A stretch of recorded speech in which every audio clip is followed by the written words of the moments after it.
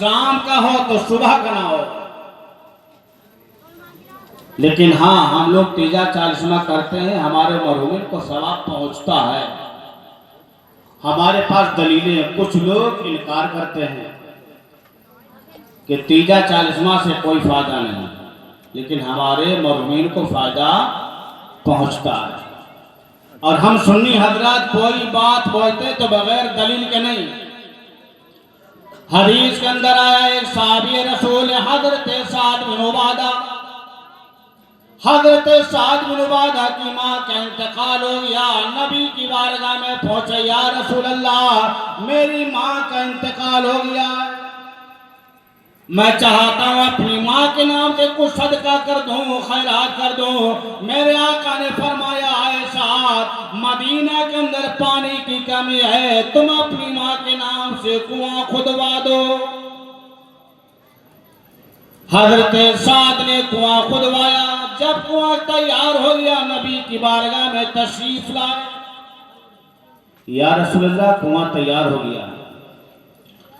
मेरे आका सल्लल्लाहु अलैहि वसल्लम उठे, उसी कुआं के पास गए, कुएं के पास खड़े होकर फरमाया, हाज़िही ले उम्मे साद, ये कुआं साद की मां के लिए है। उस कुएं का पानी पी रहे थे मदीना के रहने वाले, जो बाहर से काफिले आते थे वो पानी पीते थे, सवाब पहुंचता था हजरत साद की मां को। इसी तरह खाना तो हम गुरबा मसाकीन को खिला देते हैं, लेकिन सवाब हमारे मरहुमीन को पहुंचता है। इस हदीस से ये भी मालूम चल गया कि हम खाना सामने रखते हैं, ये भी ठीक है, क्योंकि नबी करीम कुआं के पास गए, फरमाया हाज़िही ले उम्मे साद, ये कुआं साद की मां के लिए है। इसी तरह हम कहते हैं ये मां हदर मौला, इसका सवाब फला को पहुंचा। मां कुआं सामने मौजूद है, यहाँ खाना सामने मौजूद है। और कुछ लोग कहते हैं खाना सामने रखना जरूरी थोड़ी है, तो मैं तो कहता हूं तुम सामने ना रखो, पीछे रख लिया करो। अब हम तीजा चालीसवा करते हैं क्योंकि हमारे मरहूमीन को सवाब पहुंचता है। और जो लोग मना करते हैं वो भी ठीक कहते हैं, क्योंकि उनके मुर्दों को नहीं पहुंचता, हमारे मरहूमीन को पहुंचता, उनके मुर्दों को नहीं पहुंचता। क्यों? सवाब पहुंचता किसको है?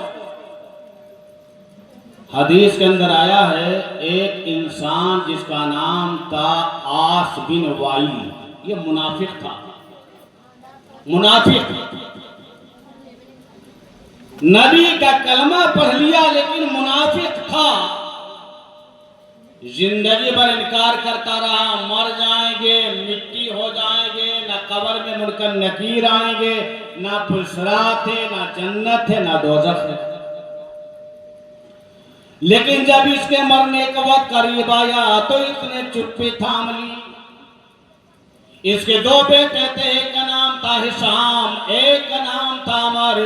दोनों बेटे आते हैं, कहते बाप तो खामोश क्यों है, वजह क्या है? आस बिन वाइल ने कहा है, बच्चों मैं जिंदगी भर इनकार करता रहा, मर जाएंगे मिट्टी हो जाएंगे, कब्र में ना मुड़कर नकीर आएंगे, ना क़यामत का दिन होगा, ना पुलसरात है, ना जन्नत होगी, ना दोज़ख होगी। लेकिन ऐ बच्चों मेरे मरने का वक्त करीब आ गया, अगर ये सब कुछ निकल आया तो मेरा बहुत बुरा हाल होगा। तो बच्चों ने कहा फिर क्या करूं? आस बिन वाइल ने कहा मेरे मरने के बाद 50 गुलाम आजाद कर देना। हिशाम ने अपने हिस्से के 50 गुलाम आजाद कर दिए, लेकिन अमर ने आजाद ना किए। अमर नबी का कलमा पढ़ चुके हैं, नबी की बारगाह में पहुंचे, या रसूल अल्लाह मेरे बाप के बारे में आपको मालूम है मुनाफिक था, मेरे बाप ने मरने के बाद वसीयत की थी मेरे मरने के बाद 50 गुलाम आजाद कर देना। या रसूल अल्लाह मेरे भाई ने अपने हिस्से के 50 गुलाम आजाद कर दिए, मैंने आजाद नहीं किए।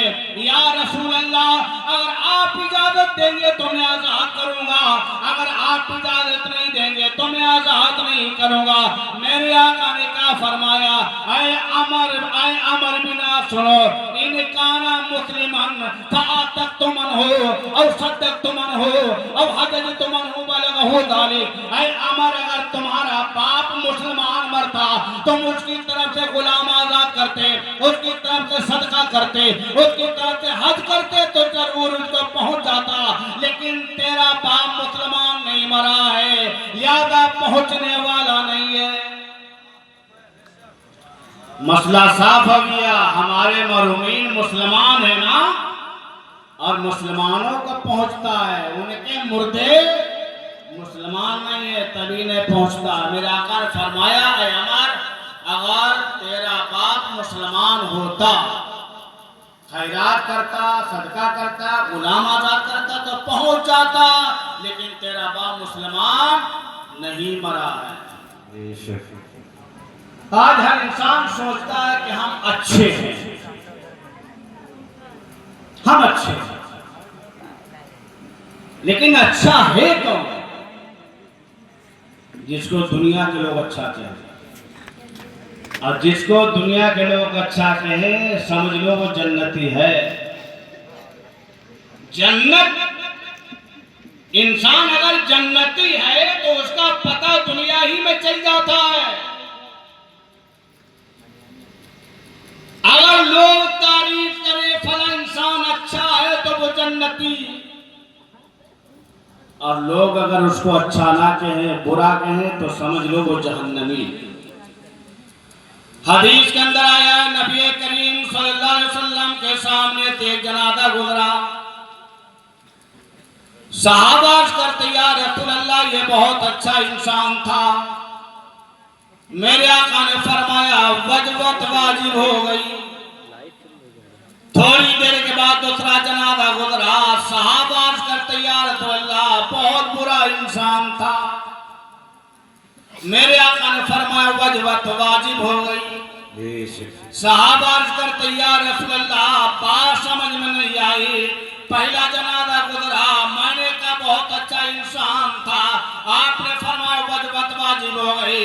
दूसरा जनाजा गुजरा, मैंने कहा बहुत बुरा इंसान था, आपने फरमाया वजबत वाजिब हो गई। या रसूल अल्लाह, बात समझ में नहीं आई। मेरे आका ने फरमाया, ऐ मेरे सहाबा, जिसको तुमने अच्छा बताया वाकई वो अच्छा है, उसके लिए जन्नत वाजिब हो गई, और जिसको तुमने बुरा बताया वाकई वो बुरा है, उसके लिए जहन्नम वाजिब हो गई। क्योंकि दुनिया के लोग एक दूसरे के गवाह है, जिसको दुनिया के लोग ने अच्छा वाकई वो अच्छा है। लिहाजा ऐ दुनिया वालों, ऐ सुन्नी मुसलमानों, अपने माहौल का हिस्सा बनाओ। जब तेरी रूह कब्ज़ों खरीदे बर्बाद हो, जब तेरा जनाजा उठे तो तेरे गांव वाले बोले बहुत अच्छा इंसान था, तेरे मोहल्ला वाले बोले बहुत अच्छा इंसान था, तेरे रिश्तेदार बोले बहुत अच्छा इंसान था, तेरे चाहने वाले बोले बहुत अच्छा इंसान था।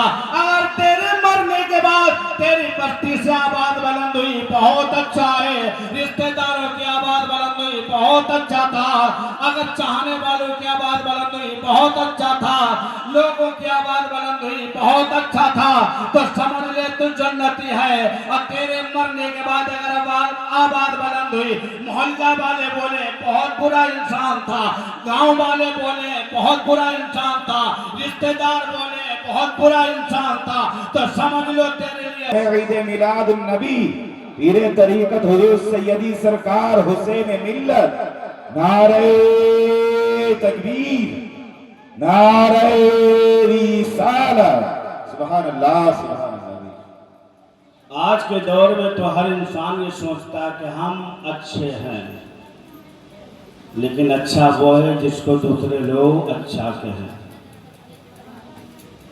आज के प्रोग्राम में हम शरीक हुए हैं, 40वां के मौका पे मुनक्किद हुआ है। आज अगर जनाब फरीद मरहूम का 40वां है, कल 40वां आपका भी होगा, हमारा भी होगा। तो 40वां से पहले हमको चाहिए हम अपनी तैयारी कर ले। आज शादी ब्याह हो तो तरह तरह की रस्में 5 दिन ला के पहले रख देगा सामने दरवाजे पर डीजे। जवान बेटा भी डांस करेगा, बाप भी घर में मौजूद है, माँ भी घर में मौजूद है, जवान बहनें भी मौजूद है। बेटा दरवाजे पे डांस कर रहा है और ऐसी सीटी ऐसे ऐसे गाने डांस वाले लगा रहा है। शर्म आना चाहिए।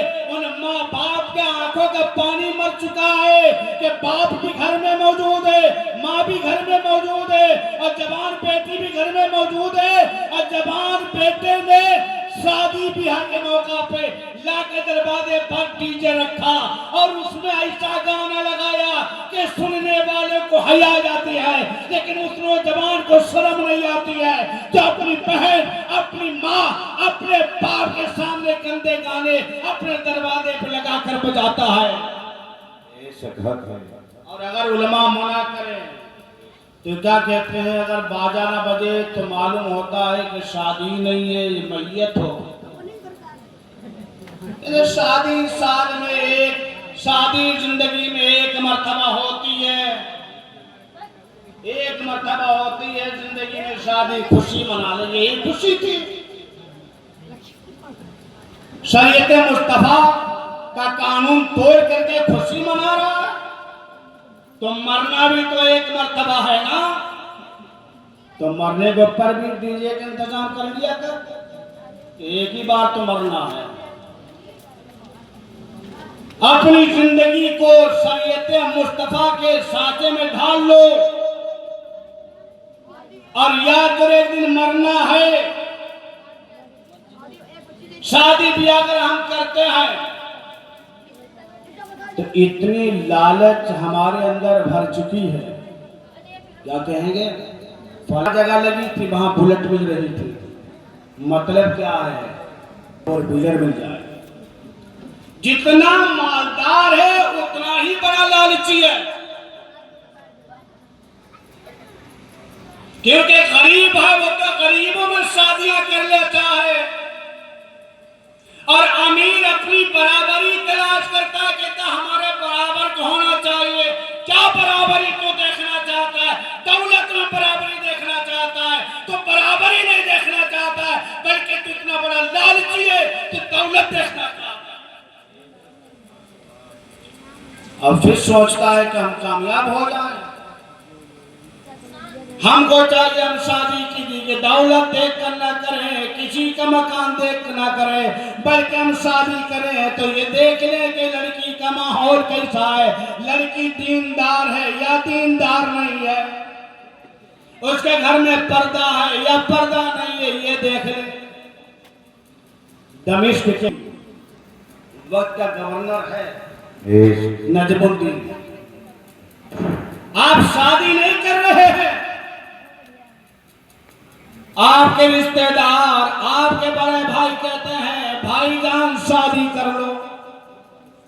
नजमुद्दीन क्या फरमाते हैं, मैं शादी तो कर लूंगा लेकिन मैं ऐसी लड़की से शादी करना चाहता हूँ जो मेरा हाथ पकड़कर मुझे जन्नत में पहुंचा दे और उसकी नस्ल से जब बच्चा पैदा हो तो बैतुल मुकद्दस को वो फतह कर ले। उस बाद बैतुल मुकद्दस यहूदियों के कब्जा में या ईसाइयों के कब्जा में था। आपने शादी नहीं की।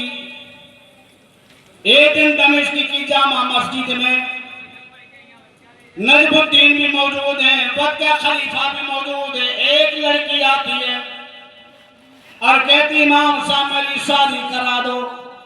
इमाम साहब ने कहा मैंने तो तेरी शादी के लिए कहा था, तूने मना कर दिया। लड़की बोलती है मैं चाहता हूँ मेरी ऐसे नौजवान से शादी हो जो मेरा हाथ पकड़कर मुझे जन्नत में पहुंचा दे और उससे मेरा ऐसा बच्चा हो पैदा हो जो बैतुल मुकद्दस को फतह कर ले। जब लड़की ने कहा तो वहां पे नजमुद्दीन जो वक्त के गवर्नर है वो भी मौजूद थे। उनके कानों से आवाज टकराई तो उन्होंने कहा मैं शादी करूंगा, जैसा मैं चाहता तो वैसी लड़की मिल गई। दोनों हजरात की शादी हो जाती है। इधर नजमुद्दीन वक्त का हाकिम है, गवर्नर है, उधर लड़की गरीब है, लेकिन उनके हालात अच्छे थे, दोनों की शादी हो जाती है। उन दोनों की अर्थवादी जिंदगी से जो बच्चा पैदा होता है उसका नाम सुल्तान सलाहुद्दीन अय्यूबी होता है, जो वक्त का हाकिम होता है और बैतुल मुक़द्दस को फतह कर लेता है। सुभान अल्लाह, सुभान अल्लाह। लिहाजा हमको चाहिए हम अपने हालात को दुरुस्त करें। और आज फरीद मरहूम की बख्शिश के लिए इतना काफ़ी है कि हमारे दरमियान आले नबी औलाद अली मौजूद है। और जिस महफिल में आले नबी औलाद अली नबी का नबाता चला जाए और मग़फ़िरत की दुआ कर दे तो उसके लिए तो जन्नत है। जन्नत है किसकी? जन्नत हज़रत के नाना की है ना। और जब नवासा दुआ फरमाए और सिफारिश करे फिर नाना कबूल ना करे तो ये आज मरहूम की बख्शिश का बहुत अच्छा जरिया है और खुशनसीब है मरहूम के साहबजादे जिन्होंने अपने वालिद मरहूम के 40वां के मौका पर हुसैन मिल्लत को बुलाया और हुसैन मिल्लत को बुलाकर अपने बाप की बख्शिश की दुआएं कराएंगे। और जब हजरत दुआ करेंगे इंशाअल्लाह परवरदिगार आलम दुआ को कबूल फरमाएगा। और हजरत की वो शान है। अभी प्रोग्राम इधर हो रहा था, हजरत इधर आए तो सारा मजमा इधर, और जब वहां गए तो मालूम चला लोग वहां वजह क्या है, क्या खुसूसियत है हजरत में। हजरत आले नबी औलाद नबी की शान ये थी कि सहाबा खुशबू से पहचान लेते कि नबी कहाँ है, कि खुशबू से जान लेते थे असहाबे बासफा, खुशबू से जान लेते थे असहाबे बासफा, सरकार का कयाम कहाँ किसी के घर में है।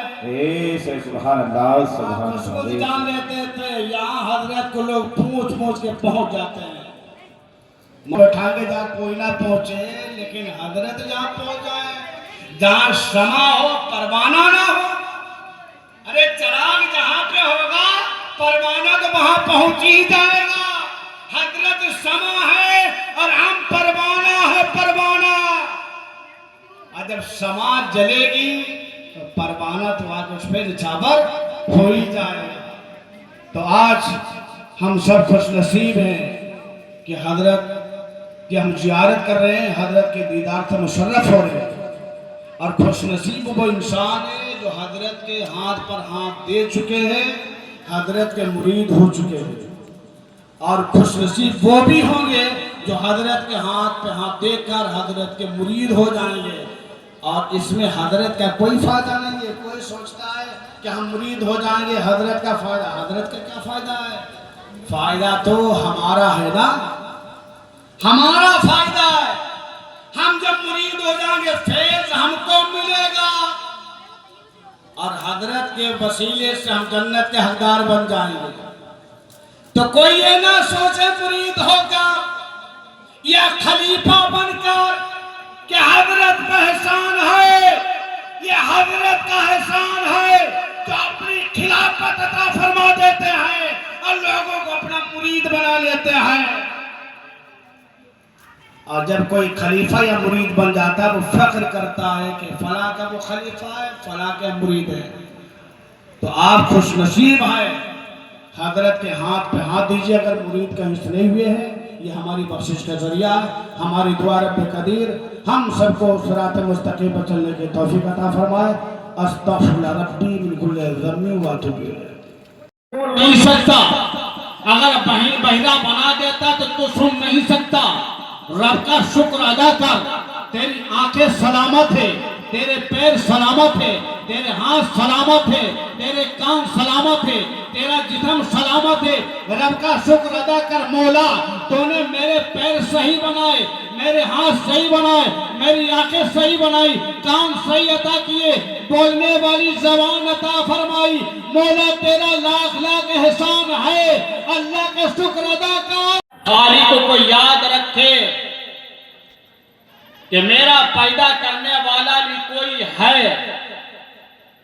तेरे जिस्म के अंदर ताकत दी, तुझे दो हाथ अता फरमाए, दो पैर अता फरमाए, दो आंखें अता फरमाए। रब का शुक्र कर। तुझे लंगड़ा बना देता तो एक जगह पड़ा रहता, अगर लूला बना देता तो तेरी जिंदगी दूभर हो जाती, अंधा बना देता तो दीवारों की। सुन्नी हजरात तीजा भी करते हैं, दसवां भी करते हैं, 20वां भी करते हैं, 40वां भी करते हैं। क्यों? आपने क्यों तीजा किया, क्यों 10वां किया, क्यों 20वां किया, क्यों 40वां किया? मकसद क्या? मकसद ये है कि जो दुनिया से जा चुका उसकी बख्शिश हो जाए। लेकिन ये तीजा 40वां मुस्तहब है। कयामत के दिन अगर पहला सवाल तुझसे होगा तो नमाज का सवाल होगा कि तूने नमाज पढ़ी या नहीं पढ़ी है।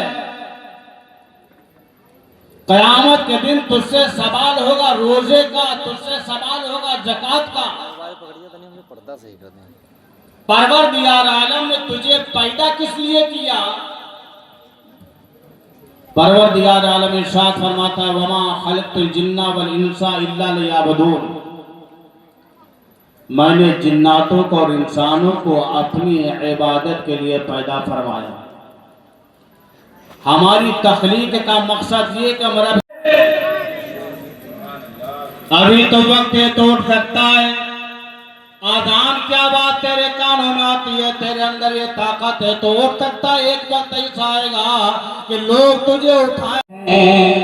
या नबी सब करम है तुम्हारा, ये जो आरे हुए हैं।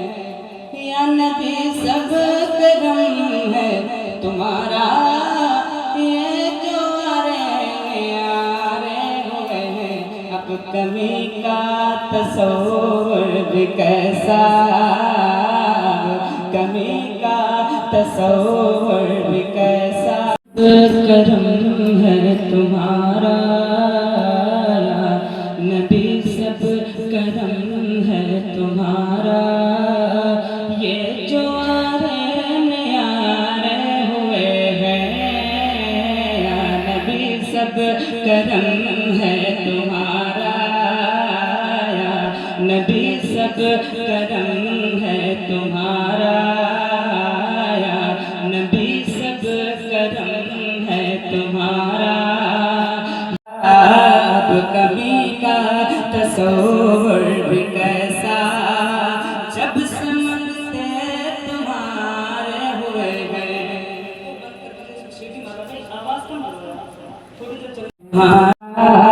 ये जो आरे हुए हैं, कोई मुँह ना लगाता था मुझको, पास तक ना बिठाता था मुझको। कोई मुझे नहीं पहचानता था, बस ये नाते नबी का सबका है।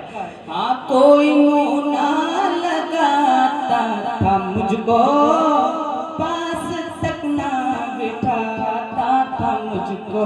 और जब से थामा है दामन तुम्हारा, जब से थामा है दामन तुम्हारा, जब से थामा है दामन तुम्हारा, जब से थामा है दुनिया वाले हमारे हुए हैं। एक शेर और पढ़ता हूँ। उनके दरबार से जब भी मैंने सैयदा के वसीले से मांगा, फजले रब्बुल आलमीन क्या चाहिए। मिल गए मुस्तफा और क्या चाहिए। वसीले से मांगा उनके दरबार से जब मैंने सैयदा के वसीले से मांगा, मुझको खैरात फौरन मिली है, मुझको खैरात फौरन मिली है। अज खूब मेरे गुज़ार